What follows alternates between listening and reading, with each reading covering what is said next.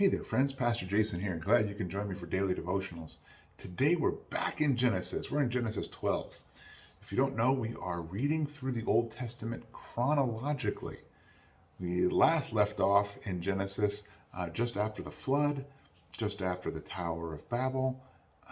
We got the genealogies of all of Noah's sons and their sons and their sons. We find out about Abram is a son of Shem. But we paused and we read Job because we're not quite sure where Job comes in the chronological record. Most scholars put it right there after chapter 11. So we read Job and learned a lot from it. And now we're in Job 12 and the life of Abram, who will become Abraham. So I'm trying to help you out with some of the names here too as we go through.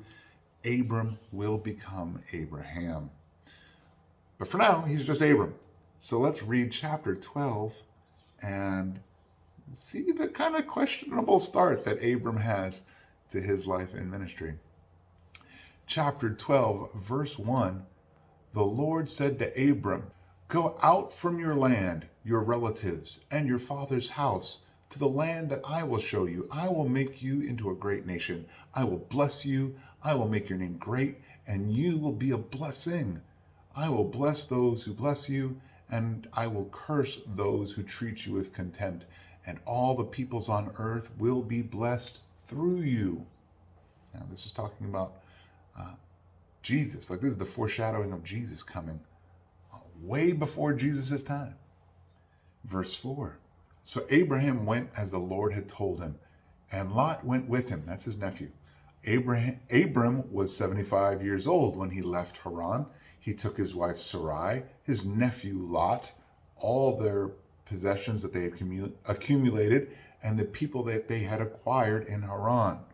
And they set out for the land of Canaan. When they came to the land of Canaan, Abram passed through the land to the site of Shechem at the oak of Moreh. At that time, the Canaanites were in the land. Then the Lord appeared to Abram and said, "I will give this land to your offspring." So Abram built an altar there to the Lord who had appeared to him. From there, he moved to the hill country east of Bethel and pitched his tent. With Bethel on the west and Ai on the east, he built an altar to Yahweh there, and he called on the name of Yahweh. Just so you know, if you don't know, Yahweh is another name for God. Verse 9, then Abram journeyed to the stages to the Negev. There was a famine in the land, so Abram went down to Egypt to live there for a while because the famine in the land was severe. When he was about to enter Egypt, he said to his wife Sarai, "Look, I know what a beautiful woman you are. When the Egyptians see you, they will say, 'This is his wife,' and they will kill me, but let you live. Please say you're my sister, so it will go well for me because of you, and my life will be spared on your account." When Abram entered Egypt, the Egyptians saw that the woman was very beautiful. Pharaoh's officials saw her and praised her to Pharaoh. So the woman was taken to Pharaoh's household. He treated Abram well because of her, and Abram acquired flocks and herds, male and female donkeys, male and female slaves, and camels. But the Lord struck Pharaoh and his household with severe plagues because of Abram's wife Sarai.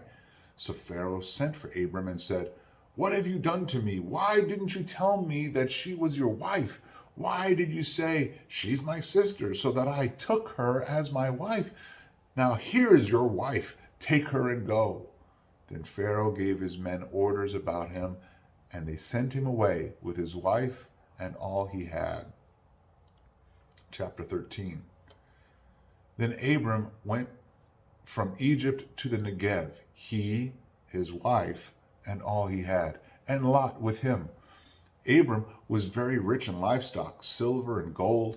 He went by the stages from the Negev to Bethel, to the place between Bethel and Ai, where his tent had formerly been, to the site where he had built the altar. And Abram called on the name of Yahweh there.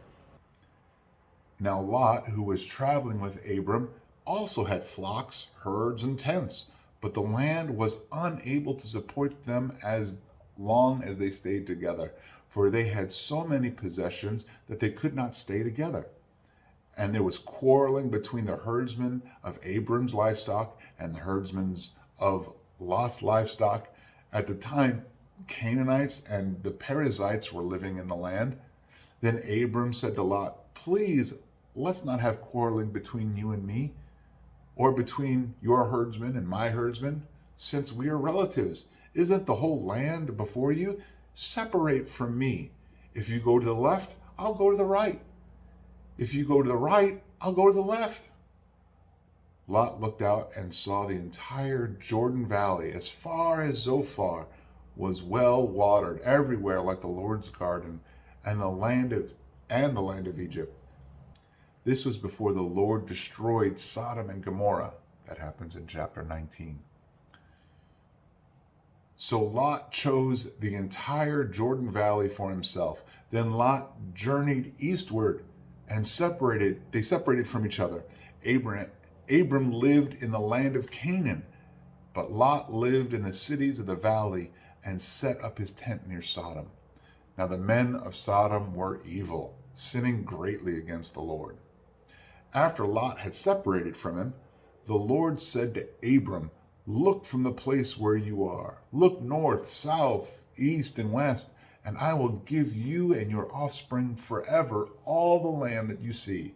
I will make your offspring like the dust of the earth, so that if anyone could count the dust of the earth, then your offspring could be counted. Get up and walk around the land through its length and width, for I will give it to you." So Abram moved his tent and went to live near the oaks of Mamre at Hebron, where he built an altar to the Lord. Genesis 12 and 13. We are reminded this is a different culture, a different time than what we currently live in, especially if you're living here in America. Like, people are treated differently. Human beings as a whole are treated differently. And, people ask, why did the Lord let this happen? Why did he let Abram, give away his wife, Sarai? He was being selfish. He was looking out for his own self. The Lord told him that the Lord would protect him. And what did he do? He left the place because of famine. He wound up getting in deep and recognizing that he's going to die. Doesn't trust what the Lord's going to have to say. Says that Sarai is his sister. And frankly, doesn't treat her right. I'll say it, doesn't treat her right. That all gets rectified. And then we see Abram and Lot going different ways, right? Lot goes towards Sodom, which was very sinful. And Abram is then given the promise about future generations for him. What I take away is just the loving care that the Lord uses for his son Jesus, even the foreshadowing of Jesus so early on in Genesis. We have a hope and a salvation through Christ. And it's our responsibility. If you know Jesus, it's our responsibility to go on out and let people know the good news of Jesus Christ, that he treats people differently. He treats people with care and respect, even if they go through hard times, even if they go through trouble. We are eternal creatures, and it's whether we believe in Jesus or not dictates where we spend eternity. And that's when our true treasure, our true hope is then seen in all its fruit and seen in all its glory and majesty. It's not, our life here isn't our hope. Our hope is in a life to come. Hey, I hope going through the Old Testament is going to be a blessing to you. We've got a long stint now between now and I think, if I remember right, it's through 1 Samuel. So about another 200 pages in your Bible where we just get to read through the biblical account. With that, be blessed, be a blessing, and I hope to see you sometime soon.